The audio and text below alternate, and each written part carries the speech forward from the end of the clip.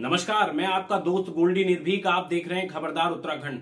दोस्तों, खबरदार उत्तराखंड में बात करेंगे बाजपुर की, और बाजपुर में बढ़ते उस सूखे नशे की जो लोगों की जिंदगी को बर्बाद कर रहा है। ना जाने अब तक कितने लोग इसका सेवन करके मौत के मुंह में समा चुके हैं, लेकिन उसके बाद भी पुलिस प्रशासन नशे के कारोबार पर अंकुश लगाने में नाकाम साबित हो रहा है और बाजपुर की नस नस में बसता जा रहा है नशा।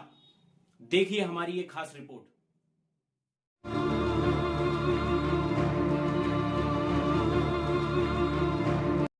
उत्तराखंड में नशे के कारोबार ने इस कदर अपनी जड़ें जमा ली हैं, जिसे रोकने में प्रशासन भी नाकाम साबित हो रहा है और उत्तराखंड की नस नस में बसता जा रहा है नशा।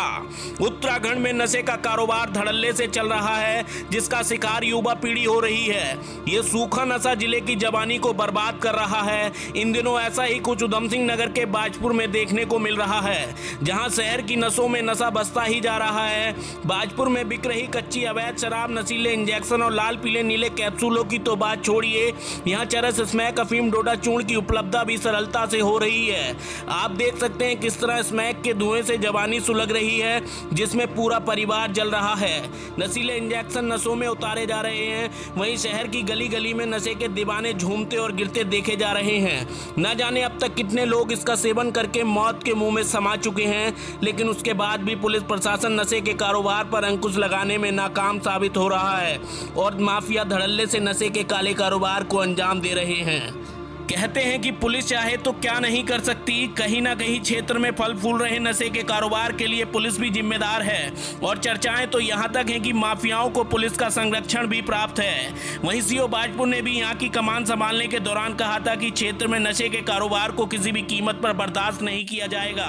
अभियान चलाकर नशे के सौदागरों को सलाखों के पीछे भेजा जाएगा, लेकिन सीओ बाजपुर का ये दावा आज भी दावा बना हुआ है। वहीं सवाल ये भी उठ रहा है कि दिन प्रतिदिन तरक्की की और बढ़ रहे इस अवैध धंधे पर अंकुश लगाने की आखिर जिम्मेदारी किसकी है। अब जरूरत है उचित कार्रवाई करने की, ताकि उत्तराखंड को उड़ता पंजाब बनाने से रोका जा सके।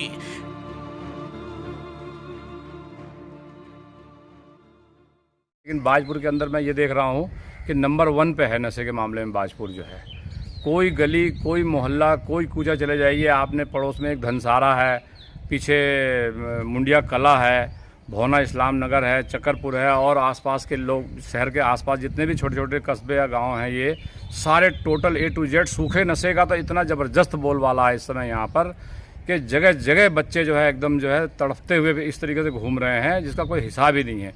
और कच्ची शराब का तो फिर क्या कहने हैं, ये तो सोने पे सुहागा है कच्ची शराब तो बाजपुर के लिए, तो समझ लीजिए कि। और प्रशासन को मालूम है ये सब चीज़, बिल्कुल मालूम है। हम लोग तो इतनी बार, हमारे मोहल्ले की औरतें तो इतनी बार गई हैं, हम तो इतने दुखी हो गए हैं, यहाँ तक तो मन कर रहा है कि अब मकान को बेच करके हम चले जाएं।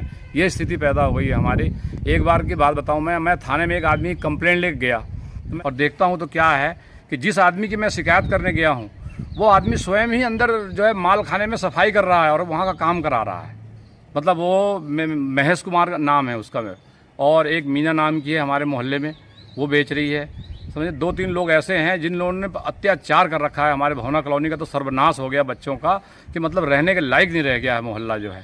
स्थिति बिल्कुल वीरान हो गई। लोगों के पर्स, मोबाइल, बटुआ सब छीन ले रहे हैं, बैटरी, कार, रिक्शा कोई खड़ा कर दो, सब चीज़ चोरी कर। पुलिस विभाग के आला अधिकारी हैं, SSP महोदय या SP महोदय जो भी हैं, बड़े अधिकारी जो भी हैं, वो इस पर स्पेशल तरीके से संज्ञान लें बाजपुर का। मेरा उनसे हाथ जोड़ के निवेदन है कि उसको व्यक्तिगत संज्ञान में लेते हुए बाजपुर को सुधारने की और बाजपुर को बचाने की कोशिश करें, वरना यहाँ का युवा जो है बेमौत मारा जाएगा।